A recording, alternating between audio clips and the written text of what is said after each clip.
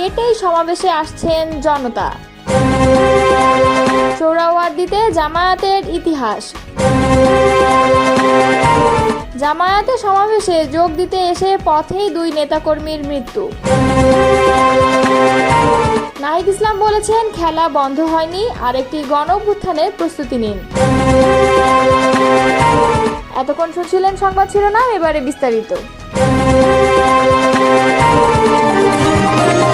রাজধানীর সোহরাওয়ার্দী উদ্যানে জামায়াতে ইসলামের জাতীয় মহাসমাবেশে যোগ দিতে এসে 2 নেতাকর্মী মৃত্যুবরণ করেছেন। অসুস্থ হয়ে একজন মারা যান বাসেই, আর একজন প্রাণ হারান সড়ক দুর্ঘটনায়। এই ঘটনায় গুরুতর আহত হয়েছেন আরও অন্তত 2 জন।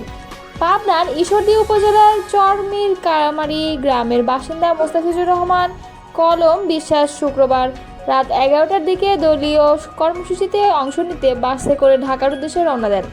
দিবাগত রাত 2:30টার দিকে যমুনা সেতু পার হওয়ার পর তিনি হঠাৎ অসুস্থ হয়ে পড়েন। পাবনা জেলা জামায়াতের কর্মপরিষদের সদস্য গোলাম রব্বানী খান জুবায়ের জানান, কলম বিশ্বাসের শারীরিক অবস্থা খারাপ হলে বাসে প্রাথমিক চিকিৎসা দেওয়া হয়। পরে গাজীপুরের চান্দুরা এলাকায় পৌঁছালে তার অবস্থার আরও অবনতি হয়।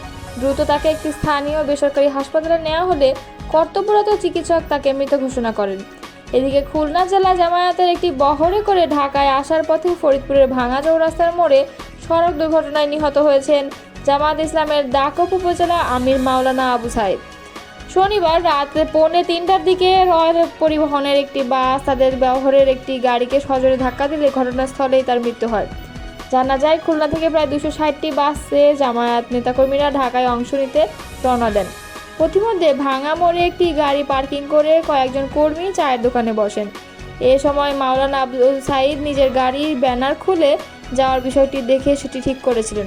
হঠাৎ পেছন থেকে আসা একটি দ্রুতগামী রয়্যাল পরিবহনের বাস সজোরে ধাক্কা দিলে ঘটনাস্থলেই মৃত্যু হয়।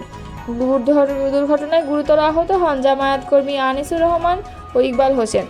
আহতদের ফরিদপুর মেডিকেল কলেজ হাসপাতালে ভর্তি করা হয়েছে। নিহত মাওলানা আবু সাইদ চালনা বিল্লাহ আলিম মাদ্রাসার সহকারী মৌলভী হিসেবে কর্মরত ছিলেন। তিনি স্ত্রী ও 4 কন্যা সন্তান রেখে গেছেন।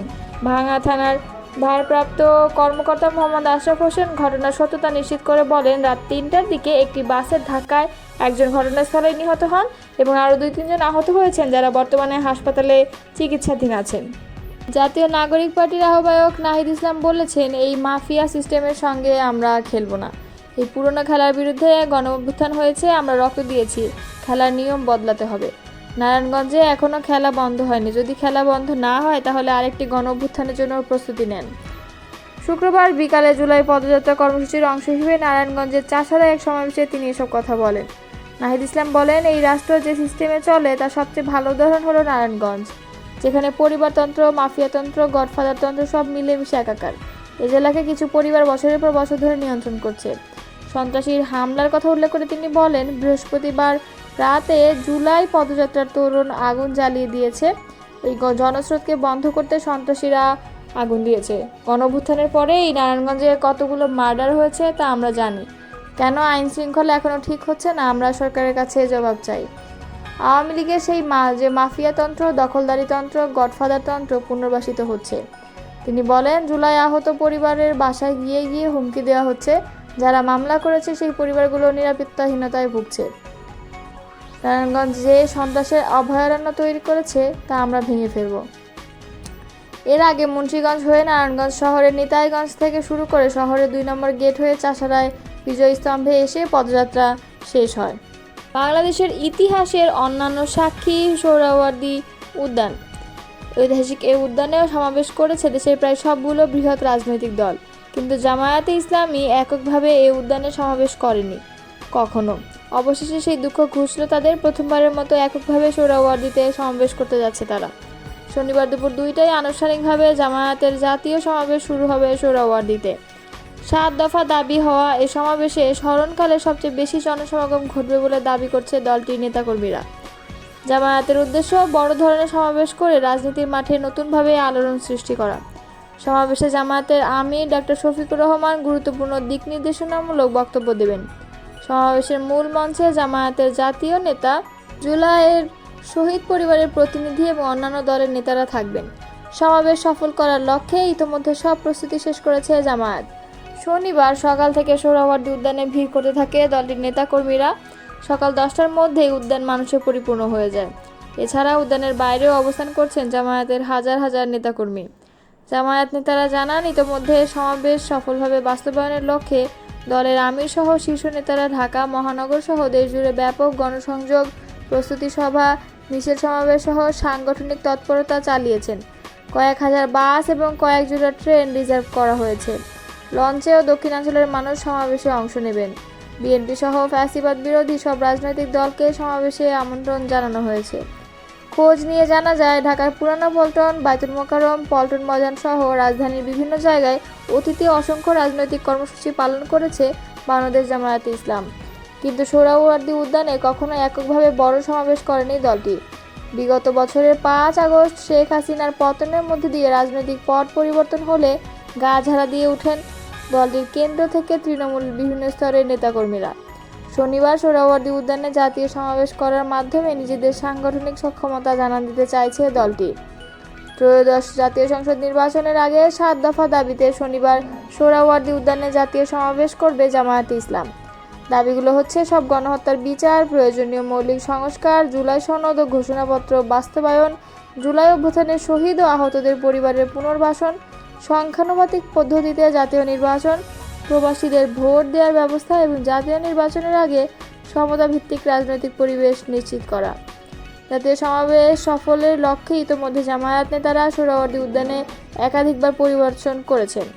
শুক্রবার বিকালেও জামায়াতের সেক্রেটারি জেনারেল অধ্যাপক মিয়া গোলাম পরোয়ার সহ কেন্দ্রীয় নেতার উদ্যান পরিদর্শন করেন। এ সময় গোলাম পরোয়ার বলেন, সমাবেশে অসংখ্য মানুষের সমাগম হবে।